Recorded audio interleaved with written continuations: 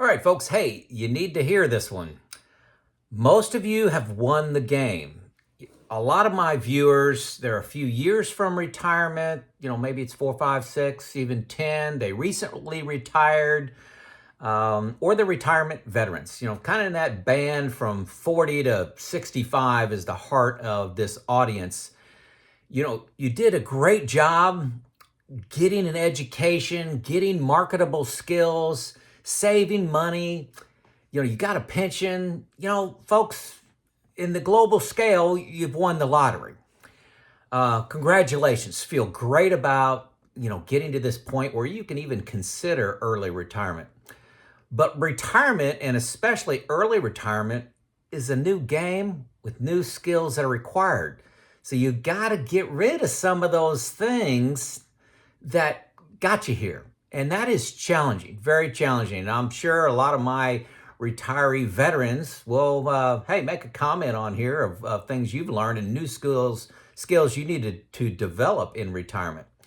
You should not expect to win with the same skills. And I'm going to go into them here. So, hey, pre-retirement skills.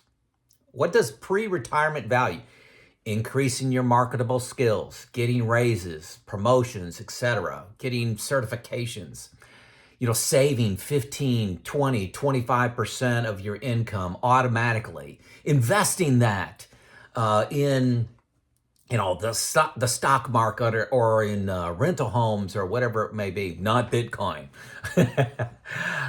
You see your bank account rising or at least not going down. You think budgets, a lot of times, a lot of people fall in this category. They think budgets are for weak people that are impulsive and can't manage things in their own head. You take risk on your job, and you get rewarded for that. You're a bold investor. This is very common. Bold investor, you have a lot of individual stocks that you manage. You're in growth, you're in tech. When a bear market comes, you just, hey, I'm dollar cost averaging. I'm buying things on sale. This is great. I can handle this. I don't know what everybody's talking about, making bad decisions in a down market. This is pretty easy. Yeah, when you're working. So you're a bold investor. You think you are. You always take the long view in things. You know that the stock market does crash, but it's not a big deal for you. And along the way, you modestly, mildly increase your standard of living. You don't, if you get a raise of $500 a month, you don't spend $500 a month more in perpetuity. You may, spend $100 and you're saving 400, sorry. So you fight that lifestyle creep. Congratulations, you folks have won. Great job.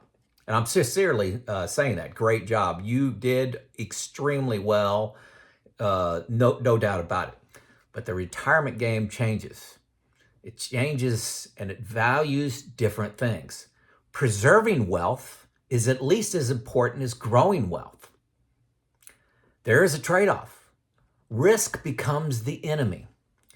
You've won the game. I've stole this from somebody else. I'm not sure who. I've listened to so many people. You've won the game, so stop playing. If it's the fourth quarter of a football game or second half of a soccer game and there's 5 minutes left and you're up by 3 goals, stop trying to score. You just need to back off and let some time expire. The starting point, this is the meat of this video here. The starting point to a discussion on retirement and early retirement especially is a budget. You can't go into retirement without a budget. And I say you need 5 of them. 5 budgets. Don't collapse when I say that. 5 budgets. They're pretty easy. Okay? 1 is your current spend. You got to sit down and put pencil to paper, or better yet, an Excel spreadsheet. Say, where is my money going? Where is it going? Include the one-time expenses, the new roof, the new car, the wedding, whatever those things are. So you got to have that current budget. That's number 1. And then in retirement, I think you need 4 budgets. Don't panic yet, okay? So in retirement, you need the go-go years budget. I would say from whenever you retire, say 55 to 75. These are years that you're planning on doing a lot of traveling, a lot of golf. You may have some toys you want to buy, like a boat or a sports car, whatever you want to do. But these are your very active years. You're going to do something with your time. Your go-go retirement budget. Then your slow-go retirement budget. I use from 75 to 80. Slow-go. Going to be doing some things, but going to be slowing down a little bit. And then the no-go budget, 80 plus.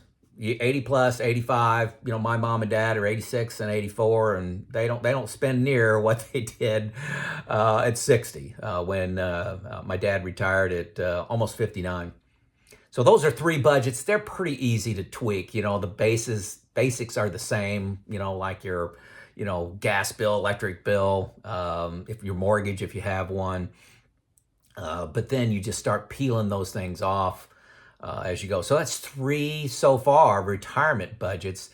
And I see this missing in almost 100% of people I talk to. Almost 100%, okay? You need a fourth budget in retirement. Think you know what it is? Write it in the comments, okay? It's the absolute minimum spend budget, okay? This is the extended bad market, okay? The bad market lasts 6, 8, 10 years. What is the minimum you could go? You cut out going out to eat. You cut out vacations. You cut out home remodels, gifts, toys. This is the scorched earth plan, okay? And this can happen. This is Great Depression kind of stuff.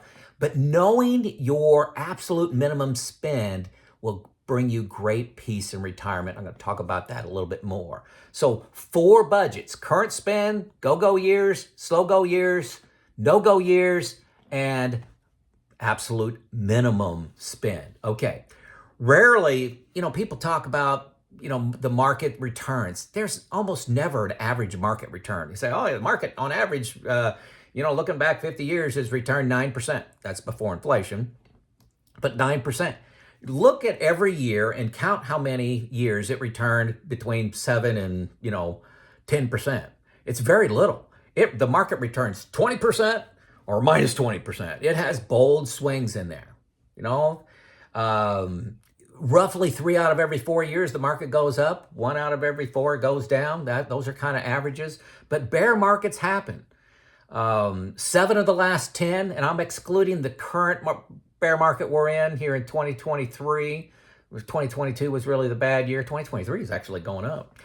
And then, the COVID shutdown where it went down for like 3 months, I'm excluding those, okay? Because the current one, you don't know how it's going to turn out. But 7 of the last 10 went from peak S&P 500 numbers to trough back to peak in 4 years, okay? So, that's 7 of 10. What about 8, 9, and 10, Joe? Well, those went 6, 7, 8 years, much longer. So you got to have your absolute minimum spend in your mind to know how low you can go. So assessing the healthier retirement plan. People call me up. They send me emails and saying, hey, I got this much money. Can I retire early? The starting point's your budget. I need to know what you're spending. You can actually typically retire a little bit earlier if you have 3 of these budgets. If you have a go-go budget, a slow-go, and a no-go, those slow-go and no-go actually enables you to retire a little bit earlier. Your spending does not go up as you retire. It spikes and then comes back down, okay? So got to have the budget. It's a starting point. Comfort and peace of mind, ability to sleep at night, just having that epic retirement comes from the following. 1, having your target retirement, your minimum spend budget, having these 5 budgets in place. Forget about what I said. Having these 5 budgets in place, all of them, including the one-time expenses like furnace, roof, car, that kind of stuff. So all those budgets that I talked about, all 5 of them, you need to have. And then periodically, you need to compare your budget to your actual spend. I do this once a quarter. I don't, once a month doesn't mean much to me. Once a quarter levels out the spikes in spending that may come from a vacation or Christmas or something like that. Number 3, diversifying your investments. I talked to a lot of people that said, hey, half my income is in these 4 stocks. And I'm like, okay, you've won the game, stop playing. Diversify is what I would do with my assets into mutual funds, indexes. I have some foreign stock to diversify, and I'm at about 15%. Bonds, CDs, preserve and grow. Preserve is mentioned first for a reason, and grow, okay? Not growth at all risk. Okay, number 4, knowing how long of a bear or down market you can tolerate. This is why you need the absolute minimum spend budget. I also use buckets. My bucket 1 has 4 years out of the market. I have bucket 2 that's in balanced funds. That's another 4 years. And then I have my long-term money. So a 4-year down market, I can handle very easily. Then in that 4th year, if the market still doesn't turn around, I may, as a choice, go to my absolute minimum spend. That's an option, okay? It's very comforting to know how low can you go, okay? So that was number 4. Number 5, modeling the return rates. You've got to have some method of modeling return rates. Monte Carlo is the industry standard, okay? You put in an objective return rate, an average return rate, pessimistic return rate, see what that works out to be.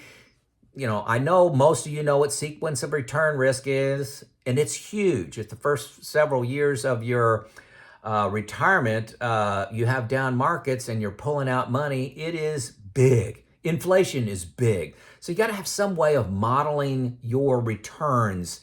Peace and comfort comes from that. That was number 5. Number 6, you got to stress test your plan. Stress test it. Early death of a spouse. Longevity, maybe you lived to 95. Long-term care, Social Security timing. What are these, what's early mean? What's late mean? Do you have a pension? Do you have a surviving spouse on your pension? What do required minimum distribution? What's that do to your expenses? Do your taxes go way up? How are you managing tasks? Or should you do Roth conversions? What happens to your Medicare premiums when your income goes up around the age 63 if you're in the United States? Folks, modeling all these levers and knowing how they impact your retirement, it's almost impossible in Excel. I have met a few people that do a pretty good job at that, but these are very technical people that invest a lot of time in that, and they still use New Retirement software, the one I recommend, the link below, and they still learn things. I have not met the person that got New Retirement that didn't say it was a game changer for their retirement understanding. It was enlightening to know these levers. Folks, you can get 2 weeks free. It's $120 a year. I'm telling you, it's a requirement, I believe, for any do-it-yourself or on retirement. Apologize, you can't get anything like this overseas that I know of. I'm still looking.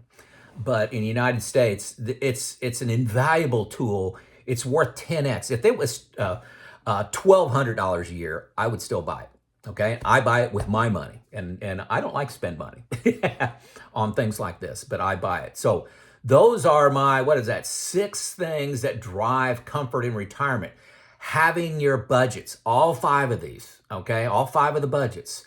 Comparing your budget to actual spend, diversifying to lower risk, knowing how long you can handle a down market. They happen. And just because you're cocky and confident in down markets while you're working, wait till you retire, okay? Wait till you retire. Everything's times 100. You got to be able to model changes in inflation, model changes in return rates. Monte Carlo simulation, New Retirement has that. And you got to be able to stress test it with all these different variables that can happen. You can't do that in your head. Many of you have gone through phase 1 of your life, the learning and accumulating wealth, and got to this point of thinking about early retirement, and you didn't have a budget. I'll bet 90% of the people don't have a budget. They keep it in their mind. Congratulations, excellent job. All I got is positive things to say to you. But it's naive to go into retirement when you don't have that income potential to not have a budget and not having a discipline for assessing your budget. You got to have that discipline. It is the skill you need in retirement. Okay, so don't just because the last 50 years you didn't need one. Don't think that you're changing games. Okay, you're changing games. It's not hard to have these 5 budgets I'm talking about. Once you have one, you're cutting from it, and your go and your no go and your slow go. Those are simple changes. But don't have too big of an ego to do a budget. Don't think that's for the poor people that live paycheck to paycheck. It's for you and having that epic retirement. So, hey, do you disagree with me on the concept of having a budget and what it brings to you? Let me know in the comments if you disagree. Tell me I'm crazy. If you do nothing and don't have any comments about this video, let me know where you're from, okay? I'll update my map of where everybody's from in a couple videos here. I'm a little bit behind on that. It's Joe out.